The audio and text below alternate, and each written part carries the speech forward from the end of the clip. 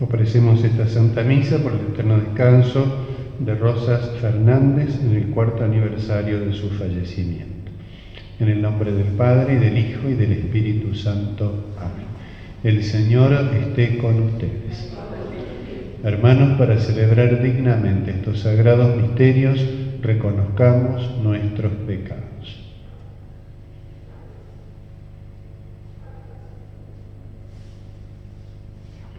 Por nuestra falta de fe, Señor, ten piedad. Por nuestra falta de esperanza, Cristo, ten piedad. Por nuestra falta de caridad, Señor, ten piedad. Dios Todopoderoso, tenga misericordia de nosotros, perdone nuestros pecados y nos lleve a la vida eterna. Oremos. Dios nuestro, protector de los que esperan en ti, fuera de quien nada tiene valor ni santidad, acrecienta sobre nosotros tu misericordia, para que bajo tu guía providente usemos los bienes pasajeros, de tal modo que ya desde ahora podamos adherirnos a los eternos. Por nuestro Señor Jesucristo, tu Hijo, que vive y reina contigo en la unidad del Espíritu Santo y es Dios por los siglos de los siglos. Amén. Podemos tomar asiento.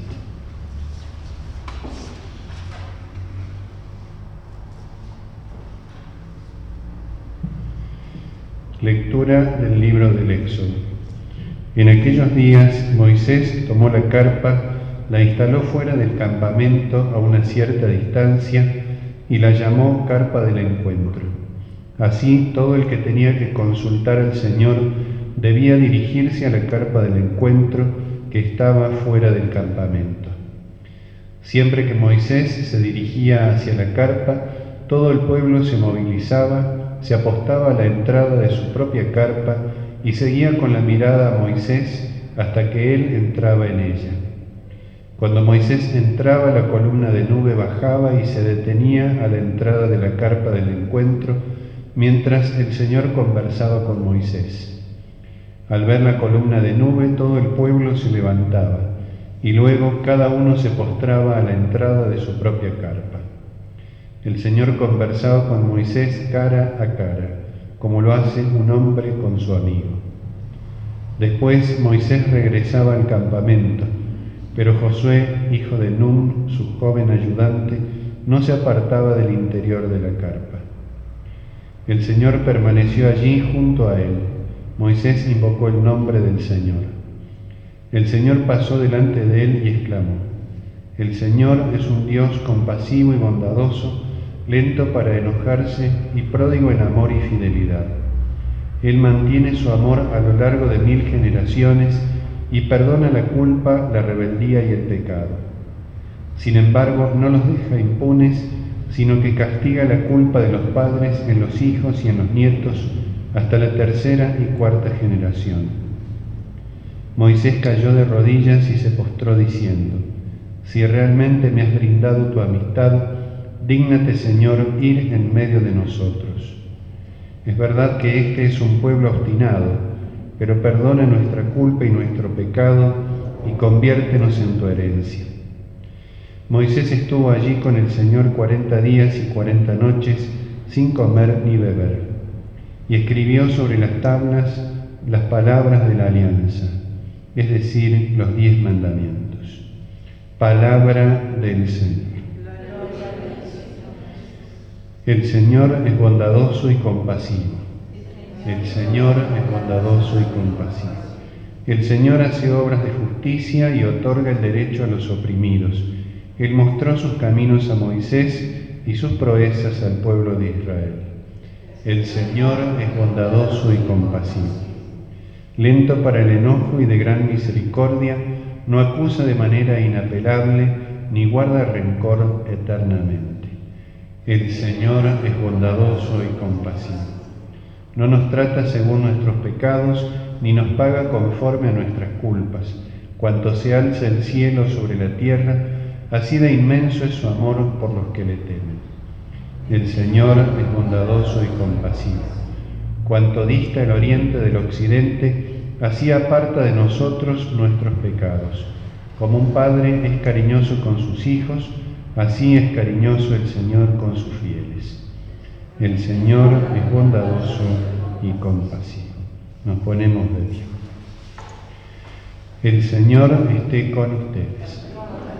Lectura del Santo Evangelio según San Mateo.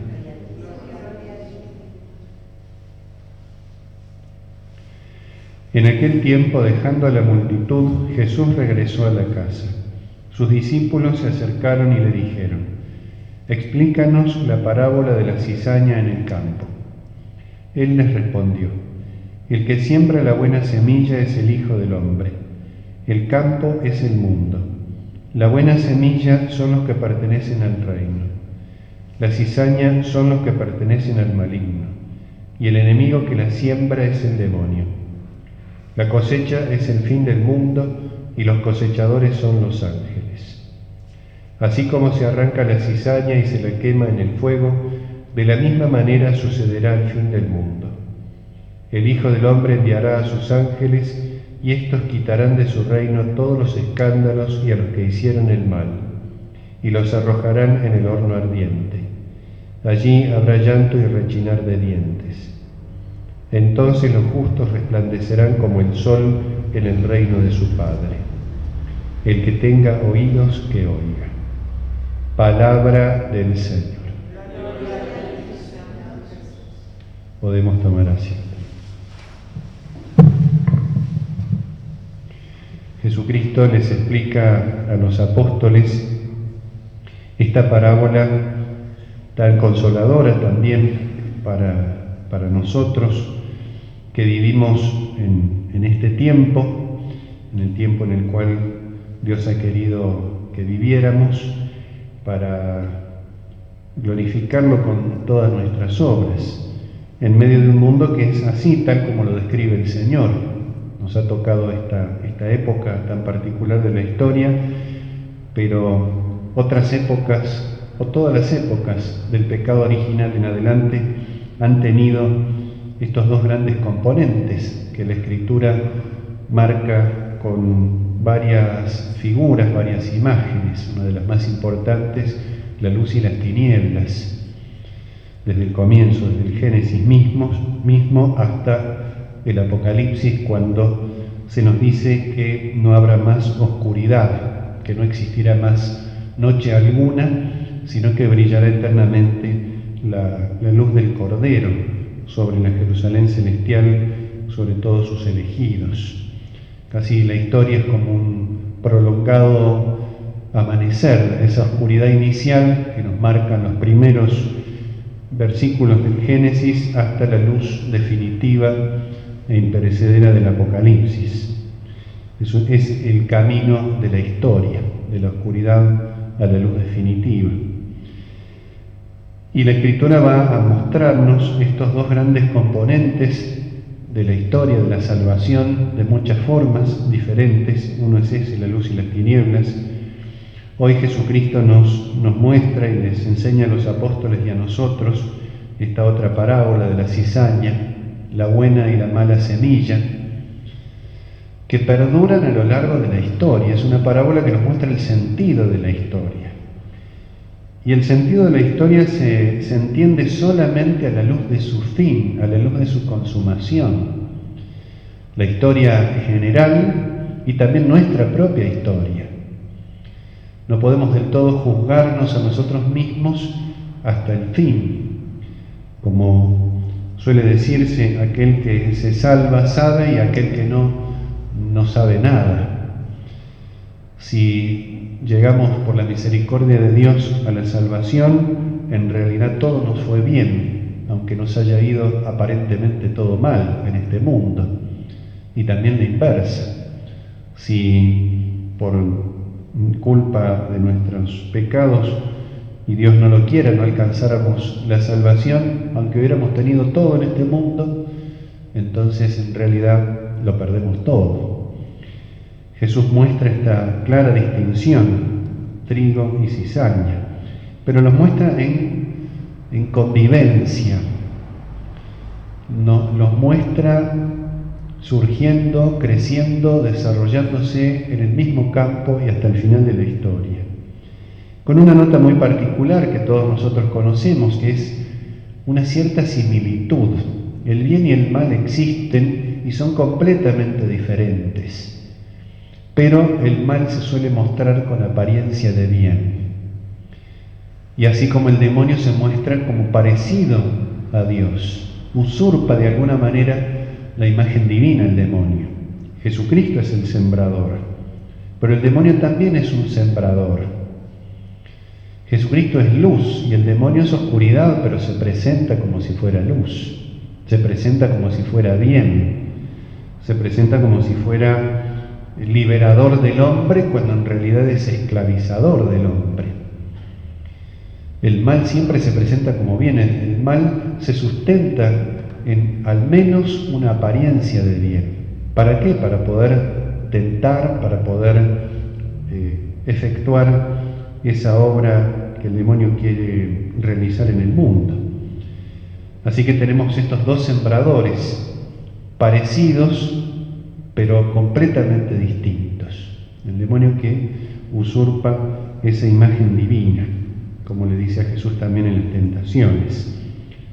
Te daré todo esto si postrándote me adoras. Aparece como el que da, aquel como todopoderoso, como aquel que regala, como aquel que ofrece algo a cambio de precisamente darle la espalda a Dios. Trigo y cizaña entonces conviven. Uno quisiera que esto no fuera así. Por eso en la parábola está también muy bien representado. ¿Quieres que arranquemos la cizaña?, le dicen al sembrador o al dueño del campo. Todavía no, porque arrancando la cizaña corren riesgo de arrancar el trigo, porque son parecidos y nosotros no vemos bien. No vemos con claridad el bien y el mal. Ciertamente que por la palabra de Dios y por la gracia de Dios en nuestro corazón y por los dones del Espíritu Santo que actúan en nuestra vida, distinguimos el bien y el mal. Pero a veces podemos confundirnos y nuestro enemigo juega con esa confusión. A veces podemos pensar que algo está bien cuando está mal, a veces podemos confundirnos al revés también. A veces el mundo en el cual nosotros vivimos, de tanto insistir en cosas malas como si fueran buenas, puede lograr que nos confundamos o que no tengamos total claridad en nuestra vida, en nuestro modo de vivir, en nuestras pautas de conducta, en las obras que realizamos.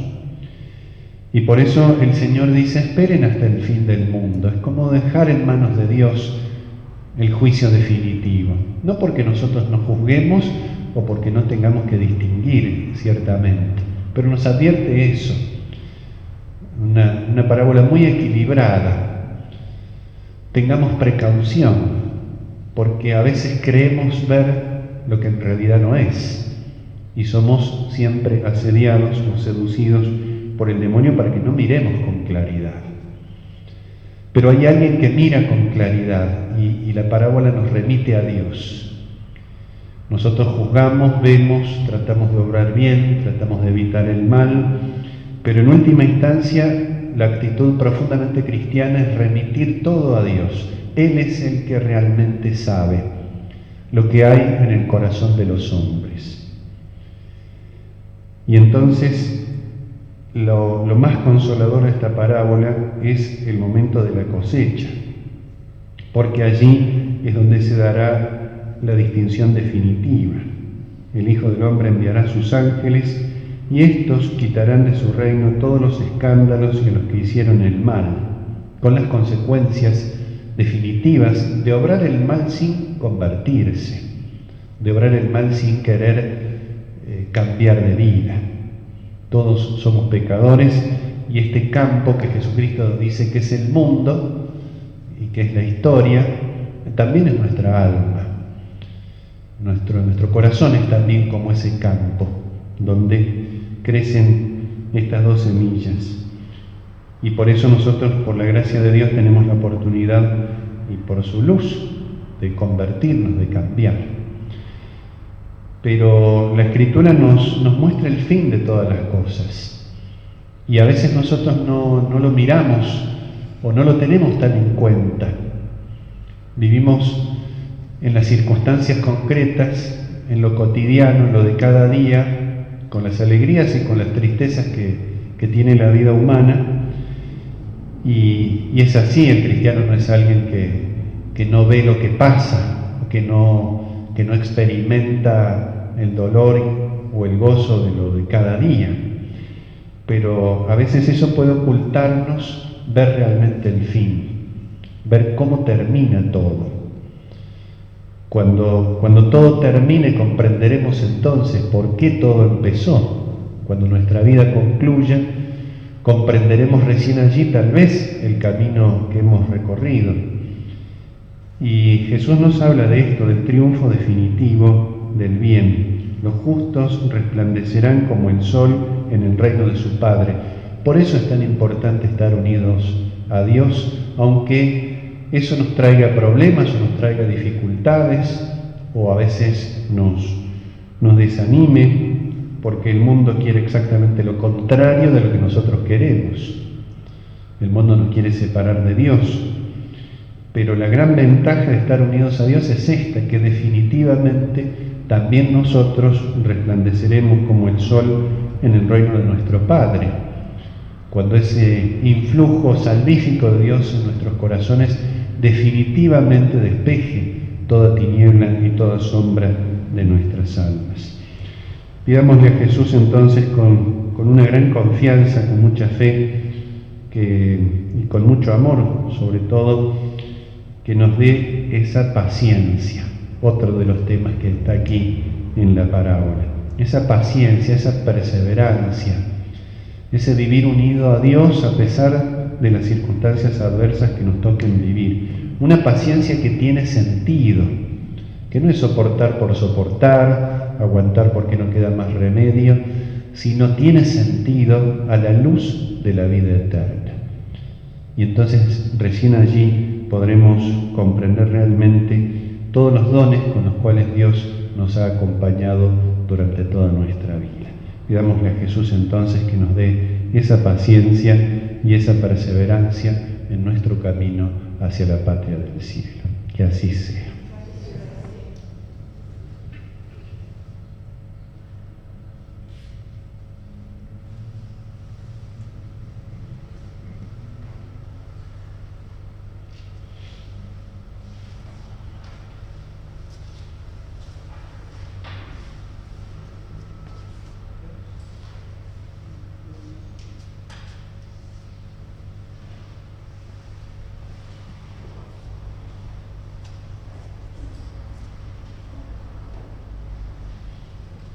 Bendito seas, Señor Dios del universo, por este pan, fruto de la tierra y del trabajo del hombre, que recibimos de tu generosidad y ahora te presentamos.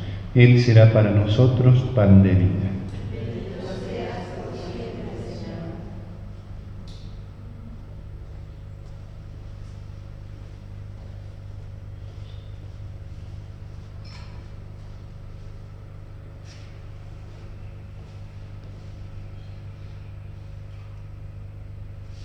Bendito seas, Señor Dios del universo, por este vino, fruto de la vid y del trabajo del hombre, que recibimos de tu generosidad y ahora te presentamos. Él será para nosotros bebida de salvación.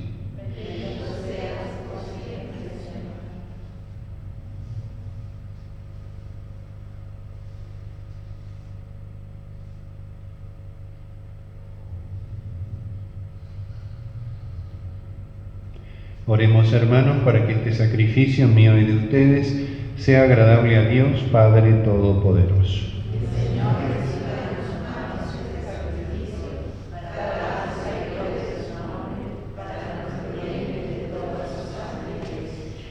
Acepta, Padre, estos dones recibidos de tu generosidad y por la acción poderosa de tu gracia, que estos sagrados misterios santifiquen nuestra vida presente y nos conduzcan a los gozos eternos. Por Jesucristo nuestro Señor, el Señor esté con ustedes. Levantemos el corazón. Demos gracias al Señor nuestro Dios. En verdad es justo y necesario, es nuestro deber y salvación, darte gracias siempre y en todo lugar, Señor Padre Santo, Dios Todopoderoso y Eterno, por Cristo, Señor nuestro. En Él has querido restaurar todas las cosas y hacernos participar a todos de su plenitud. Él, que era de condición divina, se anonadó a sí mismo y por su sangre derramada en la cruz pacificó todas las cosas. Y así constituido Señor del universo es fuente de salvación eterna para cuantos creen en Él. Por eso, unidos a los coros de los ángeles, cantamos un himno a tu gloria, diciendo sin cesar: Santo, santo, santo, es el Señor Dios del universo. Llenos están el cielo y la tierra de tu gloria, hosana en el cielo. Bendito el que viene en nombre del Señor, hosana en el cielo. Santo eres en verdad, Señor, fuente de toda santidad. Por eso te pedimos que santifiques estos dones con la efusión de tu Espíritu, de manera que se conviertan para nosotros en el cuerpo y la sangre de Jesucristo nuestro Señor. Él mismo, cuando iba a ser entregado a su pasión voluntariamente aceptada, tomó pan, dándote gracias, lo partió y lo dio a sus discípulos, diciendo: Tomen y coman todos de él, porque esto es mi cuerpo que será entregado por ustedes.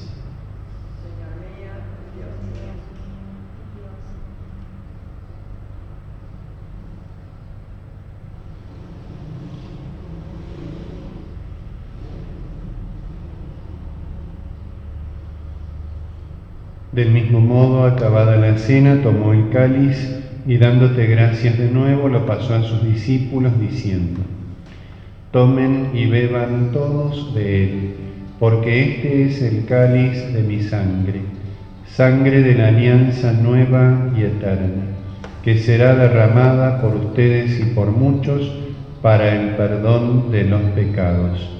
Hagan esto en conmemoración mía.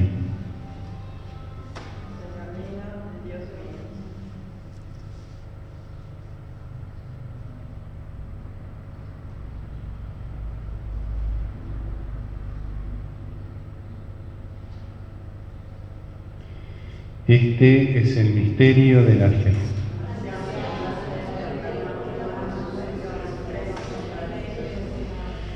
Así, Padre, al celebrar ahora el memorial de la muerte y resurrección de tu Hijo, te ofrecemos el pan de vida y el cáliz de salvación, y te damos gracias porque nos haces dignos de servirte en tu presencia.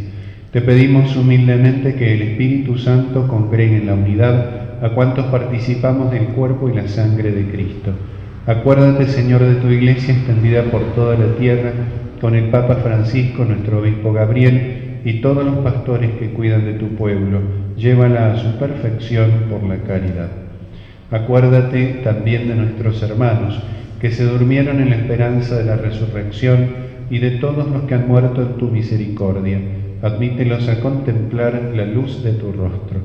Ten misericordia de todos nosotros, y así con María, la Virgen Madre de Dios, los apóstoles y cuantos vivieron en tu amistad a través de los tiempos, merezcamos por tu Hijo Jesucristo compartir la vida eterna y cantar tus alabanzas.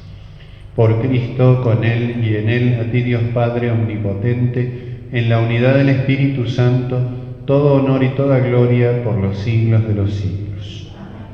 Fieles a los preceptos del Salvador e instruidos por su divina enseñanza, nos atrevemos a decir: Padre nuestro que estás en el cielo, santificado sea tu nombre.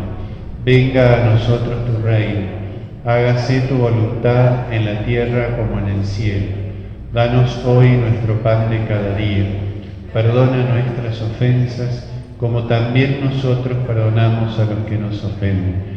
No nos dejes caer en la tentación y líbranos del mal. Líbranos de todos los males, Señor, y concédenos la paz en nuestros días, para que, ayudados por tu misericordia, vivamos siempre libres de pecado y protegidos de toda perturbación, mientras esperamos la gloriosa venida de nuestro Salvador Jesucristo.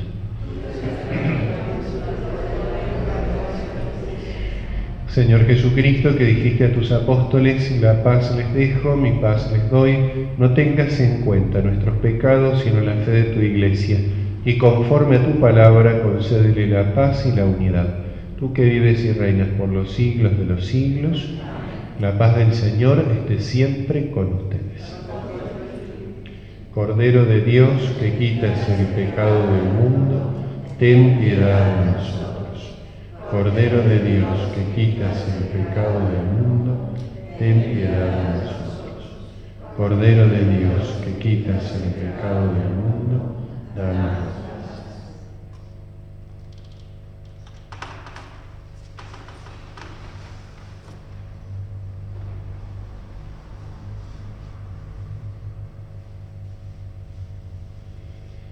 Este es el Cordero de Dios que quita el pecado del mundo. Dichosos los invitados a la cena del Señor. Señor, no soy digno de que entres en mi casa, pero una palabra tuya bastará para siempre.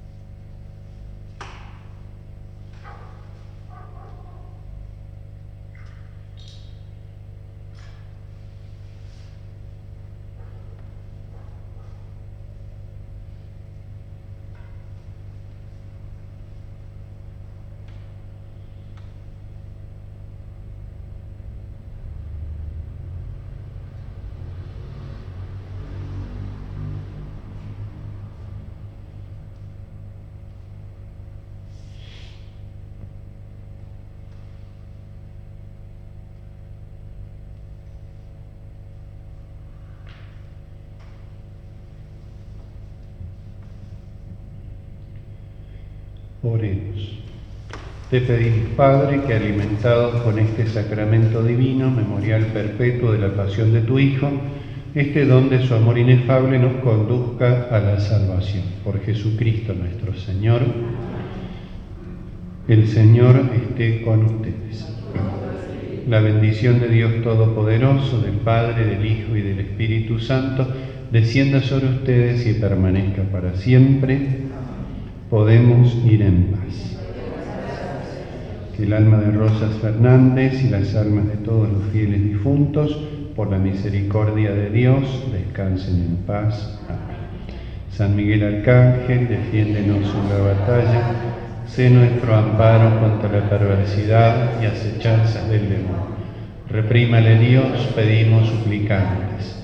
Y tú, príncipe de la milicia celestial, arroja al infierno con el divino poder a Satanás y a los demás espíritus malignos que andan dispersos por el mundo para la perdición de las almas.